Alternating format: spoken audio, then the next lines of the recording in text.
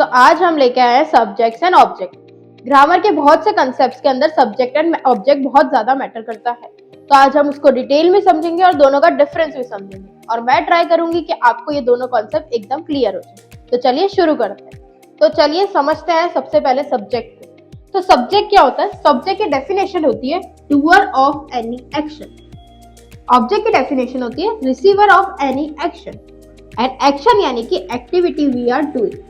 तो ये तीनों चीज हमने समझ तो लिया और इसकी डिफाइन तो समझ ली, पर अब इसको डिटेल में समझते हैं। तो सब्जेक्ट बोल रहा है कि डूअर ऑफ एनी एक्शन यानी जो भी वो कार्य कर रहा होता है उसको बोलते हैं हम सब्जेक्ट। ऑब्जेक्ट यानी कि जो वो कार्य से इम्पैक्ट होता है, जो वो कार्य से इम्पैक्ट होता है या तो वो कार्य को रिसीव करता है यानी कि जिसके ऊपर वो कार्य हो रहा होता है उसको बोलते हैं हम लोग ऑब्जेक्ट। और एक्शन यानी कि हम कोई भी एक्टिविटी कर रहे हो उसको बोलते हैं एक्शन।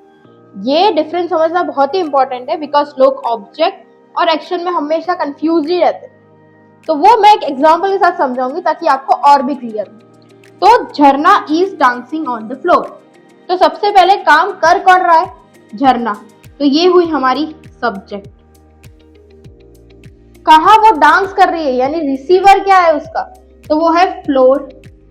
तो ये हुआ हमारा रिसीवर यानी कि ऑब्जेक्ट। और वो कर क्या रही है? वो कर रही है डांसिंग। तो डांसिंग हुई हमारी एक्शन। सो ये डिफरेंस होता है मेन।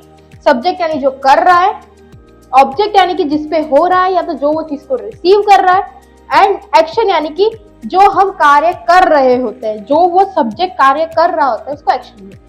शायद आपको अभी भी क्लियर नहीं होगा, तो हम लोग और भी एग्जाम्पल्स कर रहे हैं और डिटेल में समझते हैं और आपके सारे डाउट्स क्लियर करते हैं। तो चलिए अब समझते हैं कुछ और एग्जांपल्स को। Ayush is in the garden. तो यहाँ पे सब्जेक्ट है हमारा आयुष एंड ऑब्जेक्ट क्या है? गार्डन। तो जरूरी नहीं है कि हर एक सेंटेंस के अंदर एक्शन भी हो और सेम वे जरूरी नहीं है कि हर एक सेंटेंस के अंदर ऑब्जेक्ट भी हो। Next, Ayaan is playing cricket. तो यहाँ पे अयान जो काम कर रहा है यानी वो है सब्जेक्ट, प्लेइंग उसका हुआ एक्शन क्योंकि वो खेल रहा है, एंड क्रिकेट हुआ उसका ऑब्जेक्ट क्योंकि वो जो काम कर रहा है वो क्या मतलब क्रिकेट उसको रिसीव कर रहा है, इसलिए क्रिकेट हुआ object. Next, Aarohi is sleeping. तो आरोही हुआ सब्जेक्ट, स्लीपिंग यानी उसकी हुई एक्शन जो वो काम कर रही है। तो यहाँ पे ऑब्जेक्ट नहीं है, बट ऐसा होता कि Aarohi is sleeping on bed, तो बेड हमारा ऑब्जेक्ट होता। Next, Riya is writing in notebook. तो यहाँ पे रिया है सब्जेक्ट, राइटिंग है हमारा एक्शन और नोटबुक है हमारा ऑब्जेक्ट।